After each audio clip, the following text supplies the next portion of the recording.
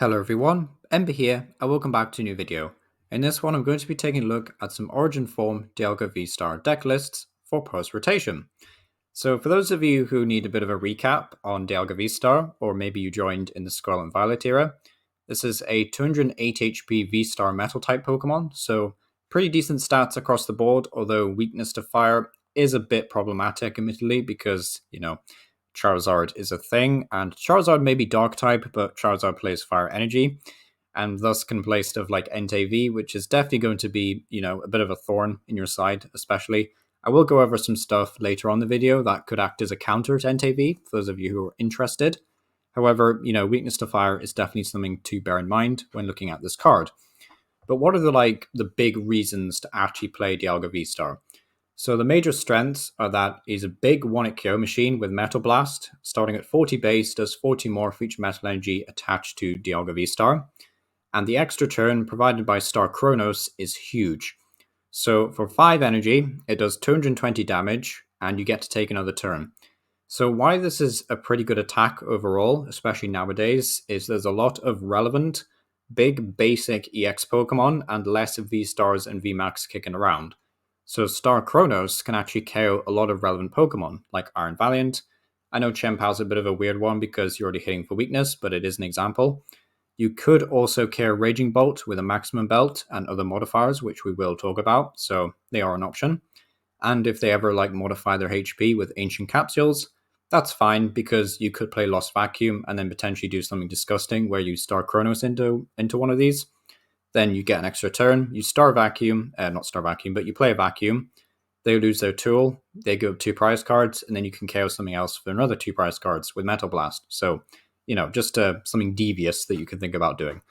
But yeah, the main weaknesses, however, for Dialga is that unfortunately, unlike EX Pokemon that have the luxury of evolving from single prize basics, it does evolve from a V, which is a bit sad. So if you have to go second, what your opponent can do on their second turn of the game is KO your evolving V before it has a chance to evolve up to Dialga V-Star, which is a bit tragic, and it will give up 2 prize cards. So that's a shame. Also, Matang is a bit risky. It's not going to work every game. It's not going to work every turn. It is a bit risky, but we can max out the energy count to roughly 16, 18 energy cards to try and, improve the odds. So what are the new supports? So Matang is the new one that we have to talk about with the ability Metal Maker. Essentially allows you to look at the top 4 cards of your deck. You can attach any number of basic metal energy you find there to your Pokemon any way you like.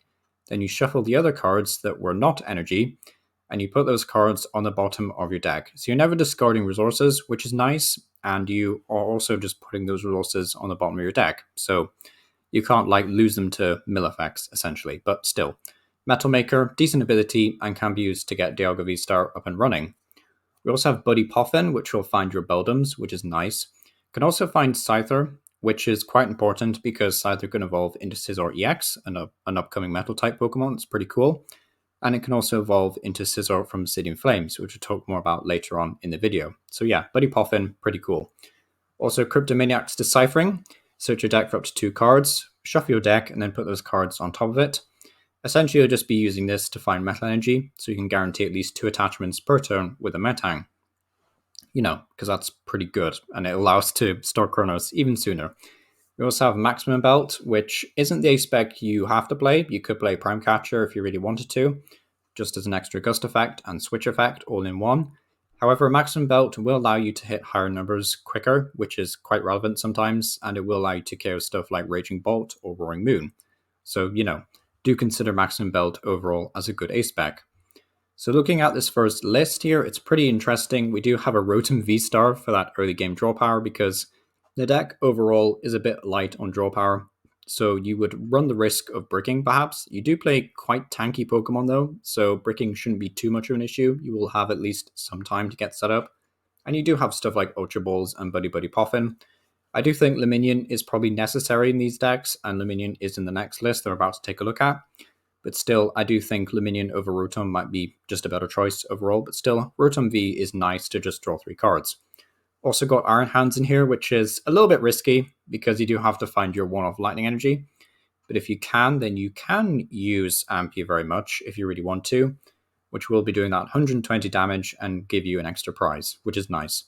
And it just kind of fits the whole theme of being able to take an extra turn with Star Chronos. So you could potentially do Star Chronos, take 2 prizes, you get an extra turn.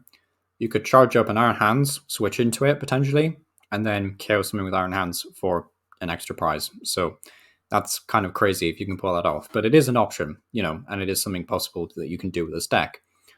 Other than that, Radiant Greninja, I would say, is probably necessary, sadly, for draw power. You could maybe get away with not playing it, as we'll see in the next list, but I do think it's a bit risky if you don't. But yeah, that's aside from the new releases. Don't think there's anything else to talk about. The next list is fairly straightforward, but we're swapping out Rotom for Manaphy and Lumineon. I do like the inclusion of Manaphy because Spread might pop up post-rotation, ? I do think Spread has a place in the format, but not sure where. I guess the ancient version of Jigglypuff, forget its name, Screaming Tail or something, that could be quite a nasty spread option in God of War, so do have to wonder if Manaphy is worth it at the end of the day. I'll have to see what kind of spread attackers we have post-rotation, but this player obviously thought Manaphy was worth it. Also, Lumineon is just a really solid option to guarantee a supporter card because, again, these decks don't have much in the way of draw power, so yeah, also nice to see Maximum Belt being included overall. And lastly, what I'd like to do is just take a look at some other options. So we have Hero's Cape, Full Metal Lab, and Scizor. Hero's Cape just buffs HP by plus 100. So what you can effectively do is give your Dialga Vstar 308 HP, which sounds ridiculous because it is. It's great for a 2-prizer. It's way more than Charizard and just a fantastic HP to have. And you can combine that with Full Metal Lab to take minus 30 as well. So at that point, you basically have 410 HP. So that's quite a lot for your opponent to want to KO you. So yeah, if you want to build like a tanky version with maybe even something like Crushing Hammers potentially, might get too clunky at that point, but you could do it. You could use Hero's Cape and Full Metal Lab to achieve that. So, that's an option. Also, I think Scizor is a really good option here. Is just even as a 1/1 line, it's just a nice threat to have. Punishing Scizors does 10 damage and then 50 more for each damage.